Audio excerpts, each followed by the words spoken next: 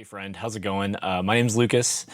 This channel is all about worship music production, and if you have been following me for any amount of time, you probably have been like, where the heck is Lucas? Maybe you haven't been, maybe you're new. Anyways, I moved into a new studio, so you know my background has completely changed, and in the midst of that, I also had a ton of work I had to catch up on because of the move.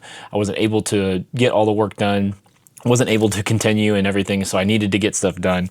And the first mix that I actually did in this room about 3 weeks ago is being released today of filming. I'm going to try to post this the same day. We'll see if that actually happens. But I decided, you know what? I think it's best. I've never really talked about all the gear that I have and about stuff that I prefer to use and the things that that I'm maybe even thinking about changing. And so this whole video is just going to be a quick tour of my studio and some functionality and some thought processes that I have whenever I'm recording. If you are new, I mostly work on live worship recordings. So a lot of the studio stuff kind of gets pushed to the side, but I still do a bunch of studio work. I have sessions just about every week when it comes to either recording or mixing or something like that within the studio realm. But I would say most of my time is spent on live worship recordings, and that's a lot of what these tutorials are on and all this stuff. But I have moved because I was, kind of partnered with a marketing agency. It's actually across the street from where I'm at right now. And it was a big open room, and it was really cool. We were able to do tons of stuff. We were able to shoot TV shows, parts of indie films, commercial marketing stuff, and anything in between. I recorded a bunch of stuff in there, but as for a mixing room, it wasn't good, and I would have to constantly go back and forth. I even bought something like this, like the VSX headphones, and to help me. And if you guys want me to do a review on those, let me know. They're interesting, that's for sure. And I just had issues like everywhere I went, and it would take longer for me to get to a good mix. So I needed a room, and I wanted it to be close to home, which is, where my prior, place was, is close to home, and a spot opened up across the street. And so I'm on the third floor of this really cool building called Ethos, and it's basically a small business incubator. They help and assist small businesses grow, and then as businesses that are kind of already going, kind of like mine, they impart these businesses that have been going to assist other businesses that are trying to get up and going. And so it's a 5-story building. It's really, really cool. And so floors 2 and 4 are co-working facilities. 3 is where I'm at with leasing an actual space. And then floor 5 is an event space. And so it's very, very cool. It's a cool community thing that I feel like, man, more towns need something like this. Anyways, let's get past that. Let's kind of dive into the gear and just kind of show you guys what I just pretty much work with every day. So I'm going to spin the camera around, but we're going to keep talking here. So here we go. So this is my desk here. And I usually have like a better light here, but not today. I haven't got everything in here yet. So this is kind of like my general workstation. Let me get out of my chair and back up here. So this is my normal look for everything. And, my interface of choice right now is the SSL 12. Works super well. It's clean. And then I have some nice analog preamps. These are the Cappy hiders. These are the Cappy VP28 Platinums. Move the coffee. We have Neve 511s. And then we have Cranbourne Camdens. And so these all have different flavors and everything. But if I'm being honest, guys, I am considering dumbing all this down, simplifying, maybe having 2 really killer preamps and like an 8-channel interface, because I get preamp fatigue when I'm choosing. Man, what should this vocal be on? What should this snare drum be on? And I don't know, maybe simplifying would be better. I don't know if you guys drop a comment down below if you're like, man, I think about that sometimes too, where it's like, why there's so many preamps, what do I choose, and what do I do when I get, gear? Anyways, comment down below your opinion on that. Anyways, and so I have an ultra wide here. It's Skeptor. I think that's the brand name. It's like a 35 inch. And then I have a Wavebone desk. It's pretty cool. I actually have a keyboard tray underneath here, but I just use it for my laptop and my hard drives and, you know, connection points and everything. And then over here, I have one of the original complete control MIDI controllers for you know, pianos, synth, strings, all that sorts of stuff. And then I'm a huge fan of the Quad Cortex. I use the Quad Cortex on my bass, on my guitars, and I've actually been using it on a Nord lately whenever I play at church. So pretty freaking cool. The monitors, I have iLoud, the 6-inch ones. I can't remember the actual model name, but these are awesome because it actually comes with its own tuning, and so you don't have to like buy some external tuning software. It'll do all the tuning for you. It'll do it for each speaker. It will then, you know, calibrate each speaker super well to your room, which is awesome. And then after that, it has speaker emulations built into them that you can control via USB. Super cool. And then yeah, just a Furman rack. For my computer, I'm still running an M1 Max from Apple. I need to upgrade at some point because it's starting to slow down on me, especially on big sessions. And this isn't talked about enough, but water, coffee, always. Water and coffee, always. Maybe energy drinks also. You know, snacks, paperwork, coffee mug, you know, all the essentials. And then I also have a Wavebone chair. Invest in a good studio chair, guys, especially if you're sitting for a long time, because if you don't, it will hurt. All right, moving to the room here. And so I have a Fender Bandmaster. This is an original. This is from 1962. This I inherited from my uncle who passed away really early on in life. I never got to meet him. And so, but I inherited some of his gear. I'll also show you, so this is his guitar here. Let me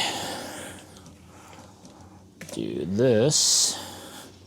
So this is his guitar here. I don't remember the brand, maybe Tiesco or something.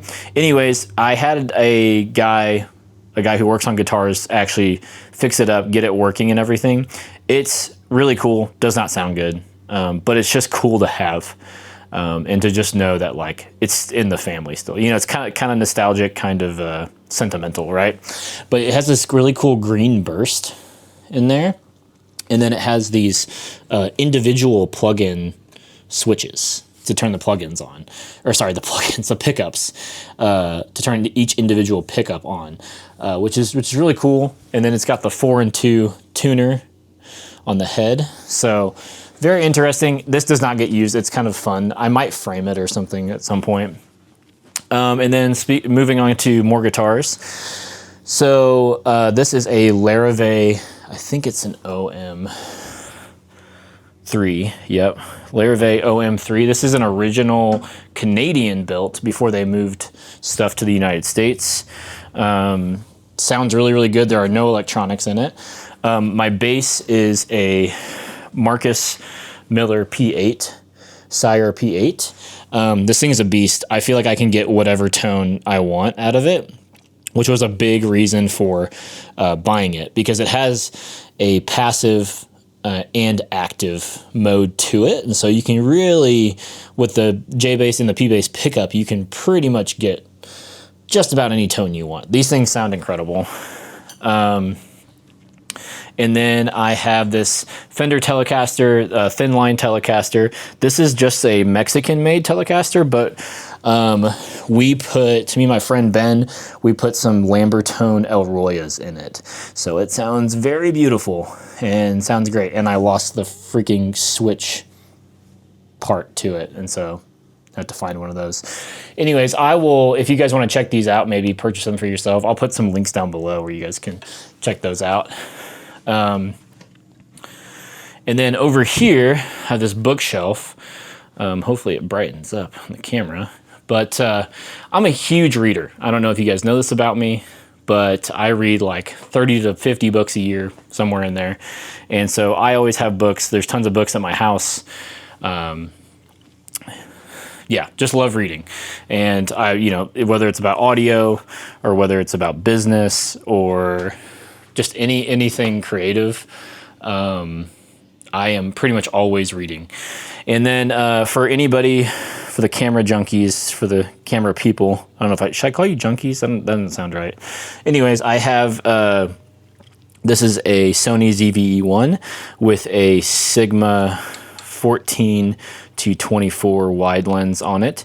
I broke part of the lens here. You can see it's still functional, it just doesn't have the thing that comes all the way out. And then I also have an A7 IV with a Sigma 28 to 70 here. And so if I do any filming, it's with those two cameras. And then with the new space, got some nice cozy chairs, and this is the coolest feature about them.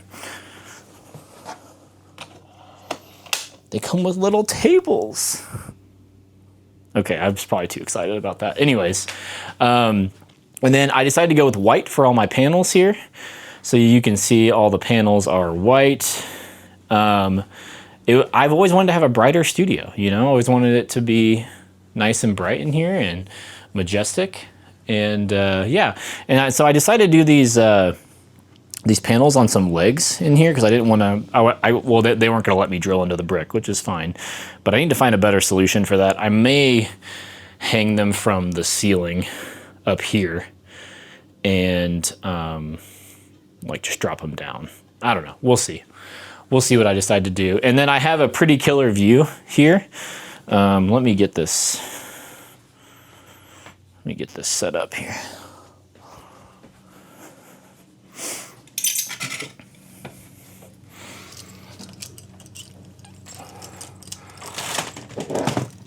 Whoops.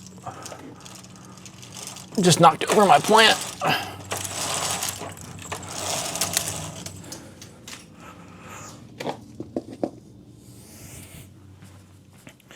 So hopefully it auto exposes when I do this.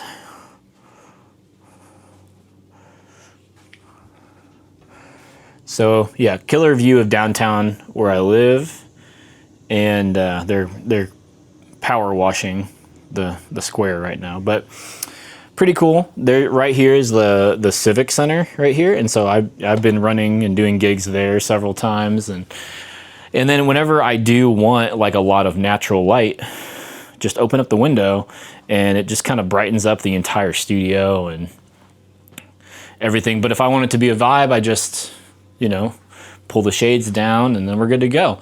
And yeah, so I have actually now done my first mix on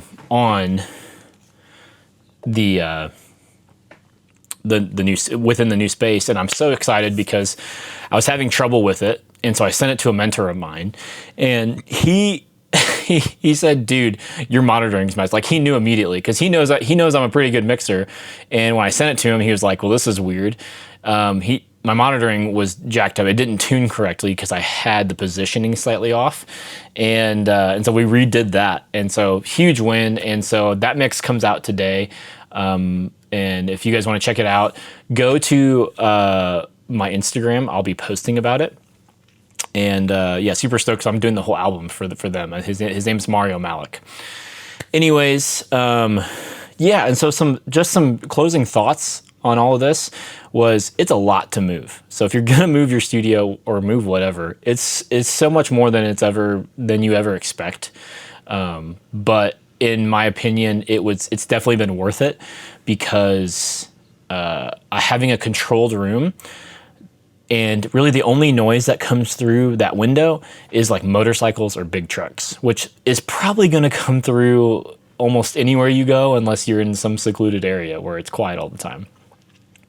And unfortunately, I can't afford that. So, but yeah, so some things I've been thinking about with the studio is, even with kind of, I feel like I've gotten pretty minimal, right? One electric, one acoustic, one bass, you know, with the quad cortex and everything.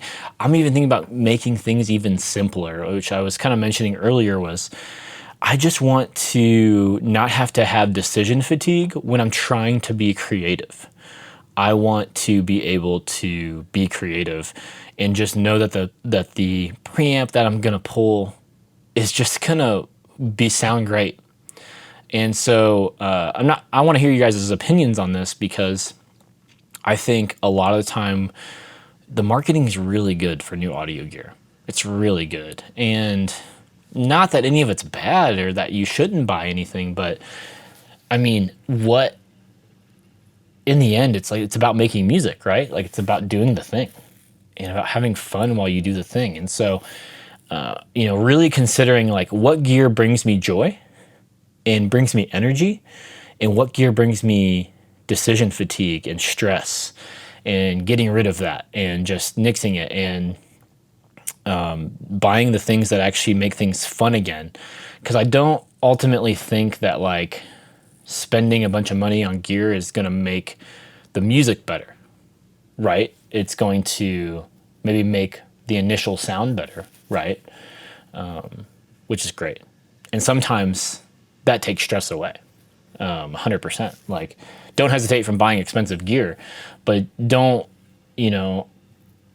buy all this gear and then now be like, which one do I use? Which microphone do I use? What do I use for this? And so been having a lot of thoughts about that lately. And then also having a lot of thoughts about AI, because it's everywhere right now. It's very controversial within our industry. And man, it's interesting. I was having a conversation with a friend the other day, which I'm hoping to have him on the channel at some point. His name's Dustin.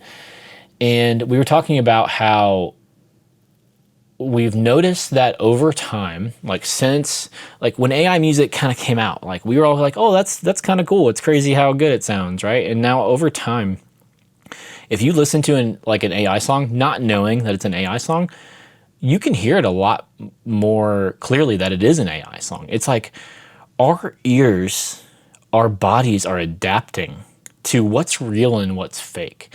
And I find that really cool. And I think that God designed us this way. And I think it's so interesting that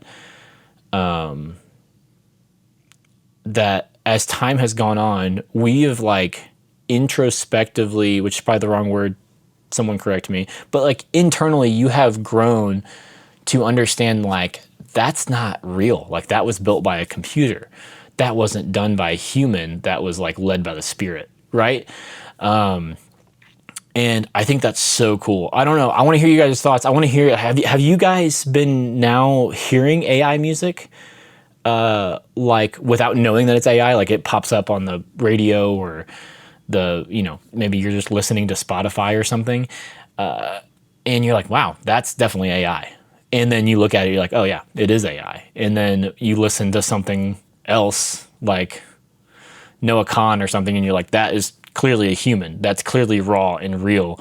And so that is something that I've been thinking about lately about when it comes to producing is I do these live worship recordings, and there's a lot of people in the industry that talk about making it sound like pop music, making it sound as perfect as you can, time aligning the drums right on the beat, right on the click, and trying to make it sound as perfect as possible. And I'm like, man, should we be doing that?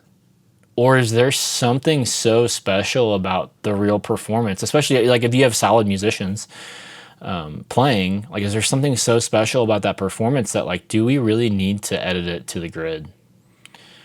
Lots of questions that I'm having when it comes to producing right now. So would love to hear you guys' opinions on that. If you liked this, please subscribe. Go check all my other videos are actually helping you mix or record something. So please subscribe if that's something that you're into. If not, no big deal.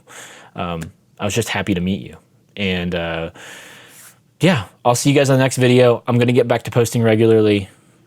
Every Tuesday is the plan right now. Okay. I love you. God loves you. And I'll see you on the next video.